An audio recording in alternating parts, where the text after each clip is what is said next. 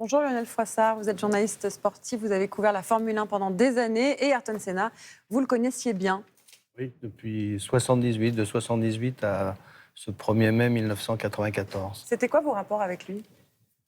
Assez amicaux parce que j'ai eu la chance de le voir pour sa première course en Europe qui était une course de karts et de l'accompagner jusqu'à la Formule 1. Donc il y a une sorte de complicité, de confiance qui s'était établie entre nous. Et quand il est arrivé en Formule 1 en 84, parmi tous les journalistes qui étaient là, je faisais partie de ceux qui le connaissaient, évidemment, avec quelques journalistes italiens et aussi brésiliens, évidemment. Tous les amateurs de Formule 1 et pas que se souviennent où ils étaient, ce qu'ils faisaient le 1er mai 1994 lorsqu'ils ont appris la mort d'Ayrton Senna sur le circuit d'Imola. Vous étiez où, vous? J'étais à Imola, je commentais pour une chaîne de télévision qui s'appelait Canal Horizon et je travaillais évidemment pour Libération. Je travaillais au sport pendant 29 ans pour Libération. Donc j'ai eu à commenter en direct en fait l'accident d'Ayrton, celui de Ratzenberger le samedi aussi, la veille.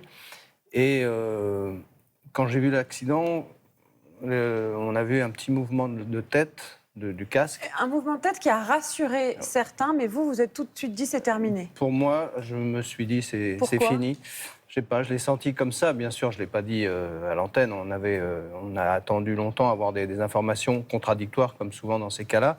Il y avait la cabine de la TV Globo à côté, où il y avait son ami Galvão Bueno, qui est un grand commentateur de la télé brésilienne, son frère Leonardo, qui avait des informations, disait c'est grave, c'est pas grave, il a un bras cassé, il a rien. Bon, comme souvent dans ces cas-là. Et ce n'est qu'en fin de journée qu'on a été certain que malheureusement, il n'était plus là.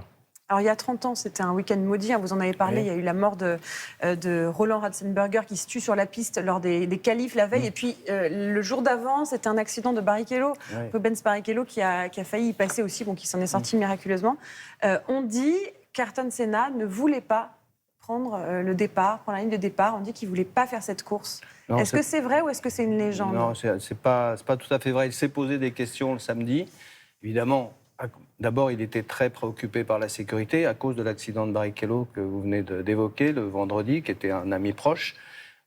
Et l'accident de Ratzenberger, qu'il a vécu comme tout le monde en direct. Il avait d'ailleurs dans sa voiture le drapeau de l'Autriche. À son physio, un drapeau autrichien qu'il avait l'intention de présenter à la fin de la course avec l'espoir de gagner cette course. Et non, il s'est posé des questions, évidemment, mais il était comme en mission et il avait quelque chose à accomplir, ça n'était pas terminé. Et donc, il a parlé avec des proches, avec sa famille, évidemment, qui était au Brésil, sa maman, sa sœur, etc. Et il a tout simplement décidé de courir. Dès le samedi soir, il voulait courir, mais c'est vrai qu'il n'était pas très à l'aise. Il n'était pas dans son assiette. Non, on a vu des images de lui juste avant la course. On voit qu'il est préoccupé. Il a même dit, selon les dires, je suis déjà champion, qu'est-ce que j'essaie de me prouver. Il était vraiment très touché par la mort de Ratzenberger. Oui. Alors, c'est le docteur Watkins qui, malheureusement, est intervenu sur Ayrton le dimanche, qui lui a dit « Mais écoute, Ayrton, tu es jeune, tu es riche, tu es 3 fois champion du monde, tu as gagné beaucoup de courses, qu'est-ce que tu as encore à prouver ?» N'y va pas si tu n'as pas envie. Et il lui a dit « Non, mais j'ai encore des tas de choses à accomplir. » Et ce qui est très étonnant, les images elle est belle cette photo, les images du dimanche sont étonnantes sur la grille de départ. C'est une des rares fois, je pense qu'il l'a fait 2 ou 3 fois dans sa carrière, d'enlever son casque en restant dans le cockpit.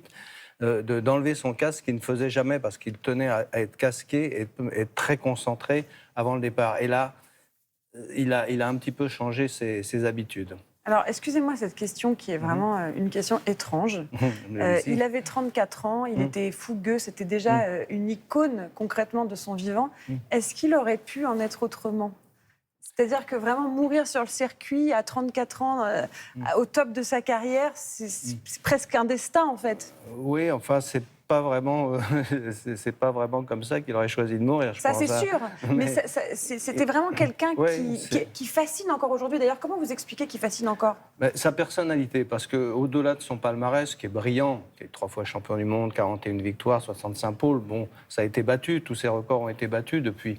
Mais sa personnalité était vraiment très différente. C'était assez difficile à expliquer. Vous savez, il y a des gens dans la vie qui ont une aura très particulière. Et il avait cette capacité à créer autour de lui une sorte de bulle. On n'osait pas l'approcher ou être très familier avec lui, alors qu'il était très gentil, absolument pas arrogant. Il voulait prouver qu'il était le meilleur. C'est aussi pour ça qu'il y a eu ce duel incroyable avec Prost, parce que dès qu'il est arrivé en Formule 1, il connaissait bien son sport, il savait que le plus fort et celui qu'il fallait battre, c'était Alain Prost. Oui, bien sûr. Donc, mais, vous en parlez d'ailleurs dans votre livre de cette relation entre les deux. D'ailleurs, on les voit là, tous les deux. Meilleurs ennemis. Alain Prost qui a été très très touché par la mort d'Ayrton Senna. Bien sûr, et ils sont devenus évidemment rivaux encore plus quand ils étaient dans la même écurie, dans la même voiture, puisque c'est la comparaison absolue de deux pilotes. Et ils se sont rapprochés dès qu'Alain a décidé d'arrêter la compétition. Rapidement, quel pilote actuel lui ressemble le plus selon vous là aujourd'hui ? Je crois qu'Ayrton est unique, mais dans l'attaque, la détermination, Verstappen est pas mal, et dans la personnalité, parce que ça va au-delà de son sport, Lewis Hamilton. Qui est d'ailleurs très très fan d'Ayrton Senna. Merci beaucoup Lionel Froissart. Votre livre consacré à Ayrton Senna, qui est là-bas, que j'ai oublié de prendre, qui est sur mon bureau. Thomas va le montrer, l'icône immolée, c'est publié aux éditions En Exergue. Merci d'avoir été avec nous. Merci à vous. Absolument, merci pour ce bel hommage à Ayrton Senna. À suivre, puisqu'en ce 1er mai, il fait un mois de 15 novembre. On va vous emmener au cinéma avec Charlotte Lipinska. Ce sera juste après une toute petite page de pub.